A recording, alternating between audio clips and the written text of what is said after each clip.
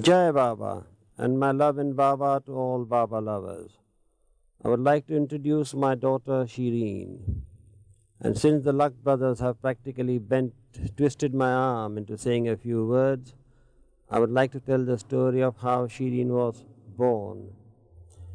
Freeney and I were in England in 1956 when Baba visited this country, and all of a sudden Baba asked Freeney if she would like a child. And Freeney was rather taken aback and said, Baba, just as you wish. And Baba said, okay, it will be all right. Soon afterwards, Freeney conceived and Shireen was born. So to that extent, both Freeney and I look upon Shireen as a gift from Baba. Jai Baba. Jai Baba. Well, the first time that I ever saw Baba was in 1964. And 2 months before, and even on the plane, I was very frightened and very excited at the prospect of meeting God. I thought I would have to talk very spiritually, and I didn't know anything about anything. So we arrived very late at night. The next day we went to see Baba. We all filed into the room, and I just looked at him, and I thought I'd known him all my life. He reminded me of Daddy a bit. I hugged him, and he hugged me back, and then we got on very well together. I told him many jokes, and he told me many jokes back. Because it's so hot in India, Baba had to wear a cap, which he made out of a handkerchief.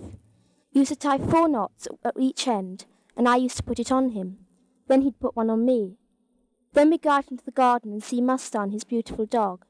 I used to feed him with raw eggs because he liked that. Sometimes Baba would sit in the garden and have an umbrella held over him, and I used to ask to hold it. And also he used to sit in a chair, which had long posts so he could be carried, and I used to ask if I could carry it. When we left Baba in 1964, I cried so much on the plane. I felt so sad I thought I'd never see Baba again.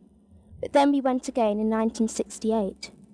That time I was not so frightened of seeing Baba. I bought him many presents, toys, felt toys, things I'd made, drawings, and he liked these very much. Then one day, Baba asked me if I'd read him some poems of mine, and this is a poem I read. Baba be with me, Baba be near. If Baba be with me, I've nothing to fear. Baba is with me, Baba is near. Oh, how I love my Baba so dear. This poem I made up in the middle of the night when I woke up and I was very frightened. It just came to me as quick as a flash. I don't even have to write it down because I just remember it all the time. We had to leave Baba again in 1968. I was saying goodbye to him, and I asked him, rather selfishly, if next time we came I could stay with him instead of Daddy, because Daddy always stayed with him in the ashram and I had to stay with my grandmother. And Baba just said, well, we'll see what happens. And then again, on the plane going back to England again, I just cried and cried so much I couldn't believe myself. Then Mummy told me not to be silly and that I'd see Baba again and just be quiet. So I was, and then suddenly out of the blue I blurted out, I'll never see Baba again, never again. And then I cried again. And then when we realised and we got back to England and he had dropped his body, I then realised that was why he'd said that we'll see whether I could stay with him. And that's why I cried so much. I said I'd never see Baba again.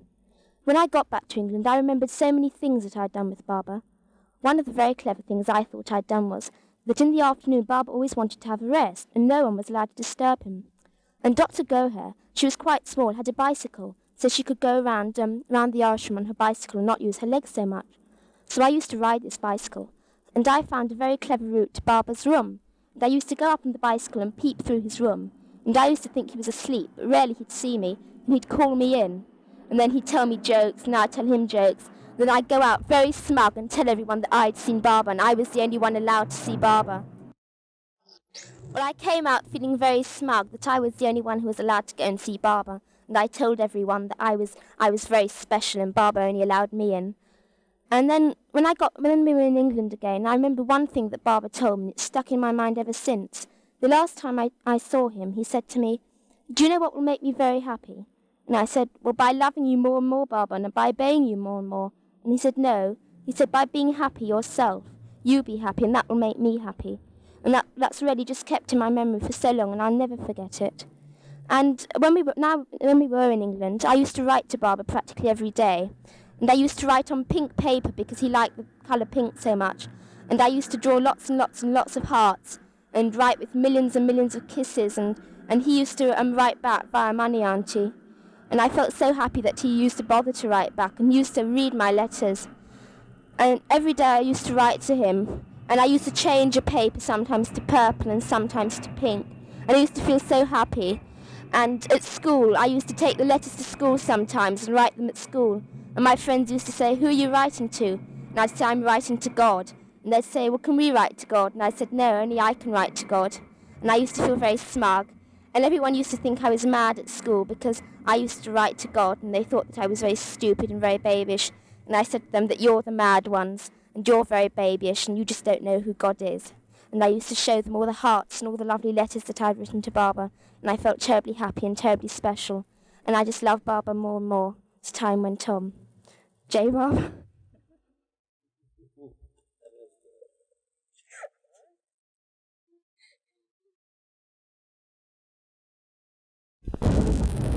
Now, Shireen, we all knew that Baba had a beautiful sense of humor and that he enjoyed being told jokes.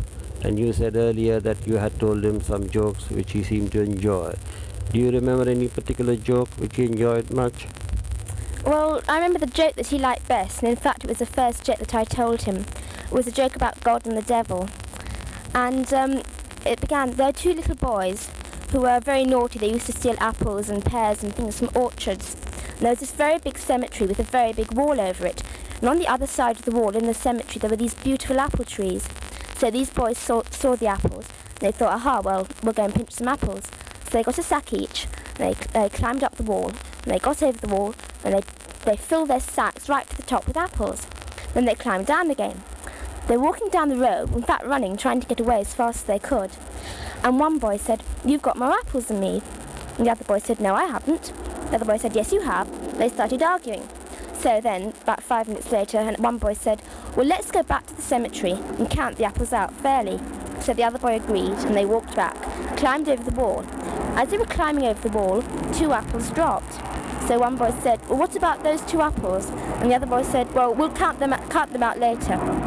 They climbed over the cemetery wall, and they hid behind a tombstone and started counting out. 1 for you, 1 for me, 1 for you, 1 for me, like this. Anyhow, then the town drunk happened to be passing, and he couldn't see the boys. He just heard this 1 for you, 1 for me, 1 for you, 1 for me. And he got very frightened, and he rushed straight to the vicar's house, and he rapped on the vicar's door. The vicar's house. And he rapped on the door, and he said, "Vicar, come quickly. God and the devil are counting out the souls." And the vicar said, "Don't be stupid, you're drunk, you're mad, go away." And the man insisted, he said, "Come please, come quickly." So the vicar came very reluctantly, and he heard this, 1 for you, 1 for me, 1 for you, 1 for me. And the vicar said, you're right, they're counting out the souls." Anyhow, suddenly this stopped, and then one boy said, "What about the 2 outside?" And the vicar and the man ran away thinking that God and the devil meant the souls to be taken instead of the apples. And Baba liked this joke very much, and he made me repeat it and repeat it and repeat it in front of Mera, in front of him again, and he laughed all the time every time I told him. Well, Daddy, it's your turn now. In 1964, one day, you didn't take me with you to Baba, and I believe Baba got very angry, and he told me that he didn't like it that I didn't come. What did he say to you? Well, he asked me why I hadn't taken you, and I said, well, perhaps I felt that you bothered him too much, because you were always bothering him, and I felt a bit concerned. And he got very cross with me. He said, "What's it got to do with you? I want her here." So he sent me back specially in the car to fetch you. So I had to take you. And there you were being a nuisance, I thought. But Baba loved every minute of it. Okay? Okay. I think that's about, I don't know. that's about all. Yeah. I'm sure this is something that's stuck in your memory. You told me once that in 1932, you were with Baba and you went to a very grand, big banquet, and something very funny happened. Why didn't you tell them? Well, this was in Hollywood in 1932, and Mary Pickford, Douglas Fairbanks, and all the other movie stars, well, they got intrigued by this spiritual man from the East, so they threw a big party for him. And in those days, Baba was very strict with us. He made us learn a great economy. And my shoes were practically falling apart. The sole of my shoe was away from the shoe itself. So every time I walked, I had to hold my foot up and put it down again. So anyway, when we were invited to this big party, I told Baba, I said, look, I can't go there like this with my sole of the shoe. It will only cost a few cents to have it mended. And he said, no, you're not to spend any money. To this big banquet, they had a beautiful house, like a big mansion. And here I was with this piece of string around my shoe and all these big cinema stars like Gary Cooper and the others in black tails, white ties. And there we were looking like tramps. And I was a kid, and I was embarrassed, and I tried my best to hide my shoes so that people wouldn't see that piece of string. Well, Baba himself, he was beautifully dressed. Well, afterwards I realized that it was silly of me to feel, I did feel a bit resentful. He was just trying to teach us a lesson in not thinking so much about how we looked. It was a lesson in ego crushing. Right? Which at that time, of course, I didn't appreciate very much, but afterwards I realized. Okay. Jai Baba. This is my daddy, Addy Senior, who you've met, Junior, who you've met before. This is my mummy, Shireen. Jai Baba. Jai Baba. These are some questions that I asked Baba when I first went to see him in 1964.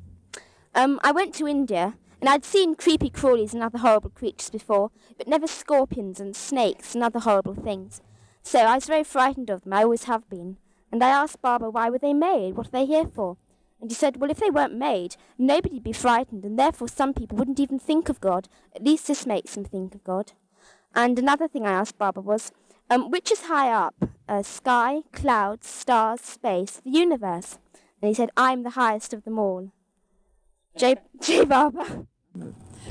I just go by Baba's saying to me that be happy, don't worry. And I've never shown, whenever I've shown a sign of worry, I always think back on those words. He says, just put that aside and think of me all the time. And that's what I've been doing all my life. And I love him more and more.